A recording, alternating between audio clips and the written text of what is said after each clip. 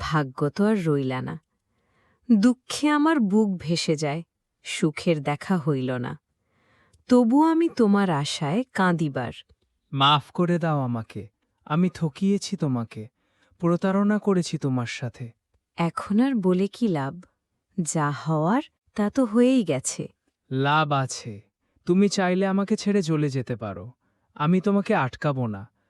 কিন্তু কিন্তু কি? কিন্তু আমি তোমাকে ছাড়া বাঁচব না। একটু থামুন। একবার ভাবুন, আপনি যদি জানেন যে আপনি সত্যি বলছেন, কিন্তু পুরো পৃথিবী আপনাকে বিশ্বাস না করে, প্রমাণ আপনার বিরুদ্ধে কথা বলে, বন্ধু সরে যায়, পরিবার মুখ ঘুরিয়ে নেয়, তখন আপনি কি করবেন? এই প্রশ্নটার উত্তরই খুঁজে বেড়াচ্ছে এই নাটকটা। আর এই নাটকটা দেখতে দেখতে বারবার মনে হচ্ছিল, এটা শুধু একটা গল্প নয়, এটা আমাদের চারপাশের কোটি কোটি মানুষের জীবনের কথা। অনেকের গল্পটা শুরু হয় একটা নির্দোষ মানুষের গ্রেপ্তারের মধ্য দিয়ে, কিন্তু যত গভীরে যাই তত বুঝি এই গল্পের আসল নায়ক কিন্তু অনেক নয়। আসল নায়ক হল সত্যি, সেই সত্যি যেটা খুঁজে পাওয়ার জন্য বৃষ্টি একা লড়াই করছে, মেঘলার দরজায় গিয়ে দাঁড়াচ্ছে, পুরনো ক্ষত খুঁচিয়ে দেখছে এবং রাতুলের সাথে মোকাবিলা করছে। এই নাটকটার গল্পটা যত এগোয় তত বোঝা যায় প্রতিটা চরিত্রের ভেতরে কতগুলো স্তর আছে। রাতুল শুধু ভিলেন নয়, সে একজন ব্যর্থ মানুষ যে নিজের ব্যর্থতা মানতে না পেরে অন্যকে ধ্বংস করার চেষ্টা করছে।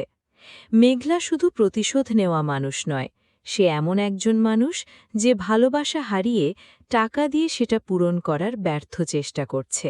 আর বৃষ্টি শুধু একজন বিশ্বস্ত স্ত্রী নয়, সে এমন একজন মানুষ যে নিজের ভয় আর সংশয়কে পেছনে ফেলে সত্যিকে সামনে রাখে। নাটকের সবচেয়ে গুরুত্বপূর্ণ মোড় আসে যখন সেই কিডন্যাপকারীকে ধরে জিজ্ঞাসাবাদ করা হয় এবং সে স্বীকার করে যে রাতুলই আসলে মেঘলাকে কিডন্যাপ করার পরিকল্পনা করেছিল, আর তারপর সেটাকে অনিকের ঘাড়ে চাপানো হয়েছে। মেঘলা যখন এটা জানতে পারে তখন তার চোখে যে অভিব্যক্তি দেখলাম সেটা ছিল এমন একটা অনুভূতির মিশ্রণ যেখানে রাগ, লজ্জা এবং অনুশোচনা একসাথে মিশেছিল। কারণ সে যাকে ভুলেছিল, যাকে মিথ্যা মামলায় ফাঁসিয়েছিল, সে আসলে সেদিন তাকে বাঁচাতেই গিয়েছিল। এই একটা সত্য মেঘলার পুরো পৃথিবী উল্টে দিল। মেঘলার চরিত্রটা এই নাটকের সবচেয়ে জটিল, কারণ সে একদিকে অনেকের প্রতি ব্যথিত, অপরদিকে সে নিজেও জানে সে ভুল করেছে। আর মানুষ যখন নিজের ভুল বুঝতে পারে কিন্তু সেটা স্বীকার করতে পারে না, তখন সে আরও বেশি কষ্ট পায়। মেঘলা রাতের বেলায় অনেকের পুরনো ছবি দেখে কাঁদছে। এই দৃশ্যটা দেখে মনে হল ভেতরে ভেতরে সে জানে তার এই প্রতিশোধের আনন্দ আসলে কোনো আনন্দ নয়, এটা আরও গভীর একটা শূন্যতা। আনির চরিত্রটাই নাটকে অনেকটা নীরব থাকলেও তার উপস্থিতি জরুরি, কারণ সে মা হওয়ার স্বপ্ন দেখছে, যেটা ডাক্তার বলছে সম্ভব নয়। কিন্তু সে বিশ্বাস করে যদি মন থেকে চাওয়া যায়, বারবার চাওয়া যায়, তাহলে আল্লাহ অসম্ভবকেও সম্ভব করেন। এই বিশ্বাসটাই এই নাটকের আরেকটা শক্তিশালী দিক, কারণ এখানে দেখানো হচ্ছে ক্ষমতা আর টাকা সবকিছু কিনতে পারে না, কিছু জিনিস শুধু বিশ্বাস আর দোয়াতে পাওয়া যায়। রাতুলের চরিত্রটা দেখতে দেখতে আমার মনে একটা চিন্তা বারবার ঘুরপাক খাচ্ছিল।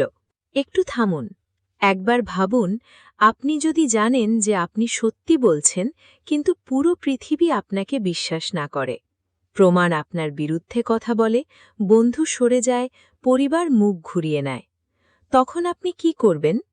এই প্রশ্নটার উত্তরই খুঁজে বেড়াচ্ছে এই নাটকটা।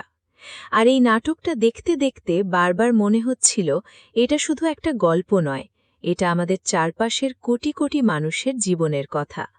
অনেকের গল্পটা শুরু হয় একটা নির্দোষ মানুষের গ্রেপ্তারের মধ্য দিয়ে, কিন্তু যত গভীরে যাই তত বুঝি এই গল্পের আসল নায়ক কিন্তু অনেক নয়, আসল নায়ক হল সত্যি।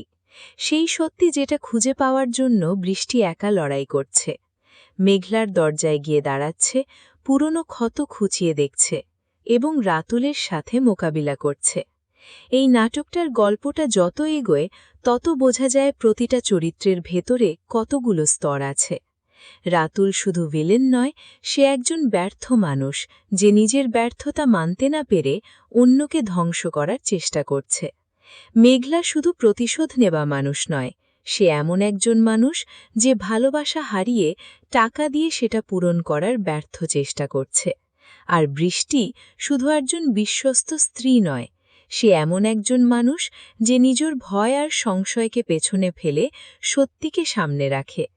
নাটকের সবচেয়ে গুরুত্বপূর্ণ মোড় আসে যখন সেই কিডন্যাপকারীকে ধরে জিজ্ঞাসাবাদ করা হয় এবং সে স্বীকার করে যে রাতুলই আসলে মেঘলাকে কিডন্যাপ করার পরিকল্পনা করেছিল, আর তারপর সেটাকে অনিকের ঘাড়ে চাপানো হয়েছে।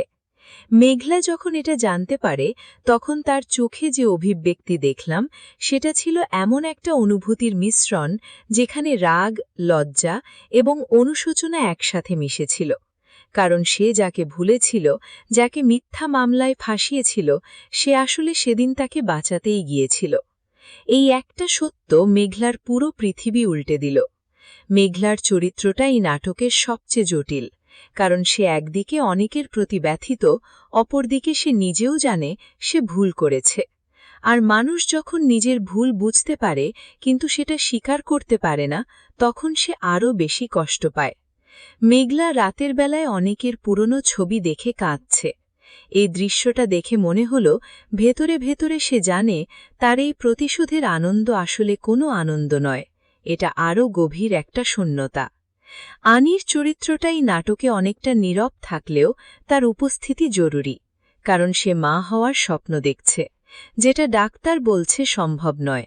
কিন্তু সে বিশ্বাস করে যদি মন থেকে চাওয়া যায়, বারবার চাওয়া যায়, তাহলে আল্লাহ অসম্ভবকেও সম্ভব করেন। এই বিশ্বাসটাই এই নাটকের আরেকটা শক্তিশালী দিক, কারণ এখানে দেখানো হচ্ছে ক্ষমতা আর টাকা সবকিছু কিনতে পারে না, কিছু জিনিস শুধু বিশ্বাস আর দোয়াতে পাওয়া যায়। রাতুলের চরিত্রটা দেখতে দেখতে আমার মনে একটা চিন্তা বারবার ঘুরপাক খাচ্ছিল। একটু থামুন, একবার ভাবুন, আপনি যদি জানেন যে আপনি সত্যি বলছেন কিন্তু পুরো পৃথিবী আপনাকে বিশ্বাস না করে, প্রমাণ আপনার বিরুদ্ধে কথা বলে, বন্ধু সরে যায়, পরিবার মুখ ঘুরিয়ে নেয়, তখন আপনি কি করবেন? এই প্রশ্নটার উত্তরই খুঁজে বেড়াচ্ছে এই নাটকটা। আর এই নাটকটা দেখতে দেখতে বারবার মনে হচ্ছিল এটা শুধু একটা গল্প নয়, এটা আমাদের চারপাশের কোটি কোটি মানুষের জীবনের কথা। অনেকের গল্পটা শুরু হয় একটা নির্দোষ মানুষের গ্রেপ্তারের মধ্য দিয়ে, কিন্তু যত গভীরে যাই তত বুঝি এই গল্পের আসল নায়ক কিন্তু অনেক নয়, আসল নায়ক হল সত্যি। সেই সত্যি যেটা খুঁজে পাওয়ার জন্য বৃষ্টি একা লড়াই করছে, মেঘলার দরজায় গিয়ে দাঁড়াচ্ছে, পুরনো ক্ষত খুঁজে দেখছে এবং রাতুলের সাথে মোকাবিলা করছে। এই নাটকটার গল্পটা যত এগোয় তত বোঝা যায় প্রতিটা চরিত্রের ভেতরে কতগুলো স্তর আছে। রাতুল শুধু ভিলেন নয়, সে একজন ব্যর্থ মানুষ যে নিজের ব্যর্থতা মানতে না পেরে অন্যকে ধ্বংস করার চেষ্টা করছে। মেঘলা শুধু প্রতিশোধ নেওয়া মানুষ নয়, সে এমন একজন মানুষ যে ভালোবাসা হারিয়ে টাকা দিয়ে সেটা পূরণ করার ব্যর্থ চেষ্টা করছে।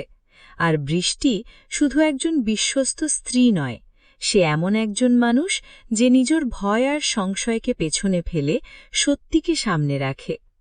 নাটকের সবচেয়ে গুরুত্বপূর্ণ মোড় আসে যখন সেই কিডন্যাপকারীকে ধরে জিজ্ঞাসাবাদ করা হয় এবং সে স্বীকার করে যে রাতুলই আসলে মেঘলাকে কিডন্যাপ করার পরিকল্পনা করেছিল, আর তারপর সেটাকে অনিকের ঘাড়ে চাপানো হয়েছে। মেঘলা যখন এটা জানতে পারে তখন তার চোখে যে অভিব্যক্তি দেখলাম সেটা ছিল এমন একটা অনুভূতির মিশ্রণ যেখানে রাগ, লজ্জা এবং অনুশোচনা একসাথে মিশেছিল।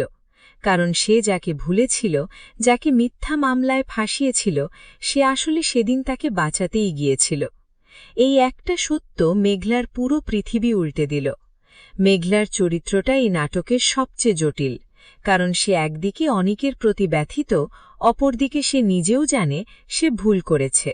আর মানুষ যখন নিজের ভুল বুঝতে পারে কিন্তু সেটা স্বীকার করতে পারে না, তখন সে আরও বেশি কষ্ট পায়। মেঘলা রাতের বেলায় অনেকের পুরনো ছবি দেখে কাঁদছে।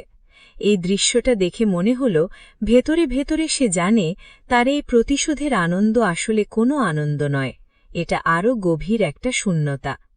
আনির চরিত্রটাই নাটকে অনেকটা নীরব থাকলেও তার উপস্থিতি জরুরি, কারণ সে মা